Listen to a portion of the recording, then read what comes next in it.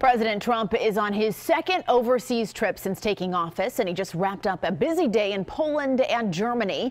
The president had a strong warning for North Korea and offered a preview of his agenda for when he meets with Russian President Vladimir Putin.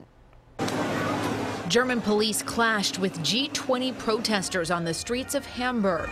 On the eve of the summit, President Trump met with German Chancellor Angela Merkel. Tomorrow, the president has his first sit-down with Russian President Vladimir Putin.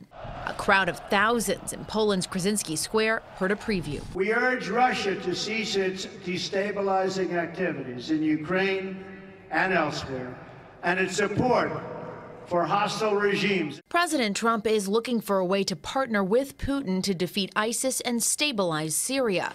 Democratic lawmakers want the president to confront the Russian leader about meddling in the 2016 U.S. election, but Mr. Trump's comments at a news conference made that seem unlikely. Could very well have been Russia, but I think it could well have been other countries. Looming over the president's trip and G20 summit, North Korea's successful test launch of an intercontinental ballistic missile. They are behaving in a very, very dangerous manner, and something will have to be done about it. Russia and China rejected additional sanctions at Wednesday's UN Security Council meeting.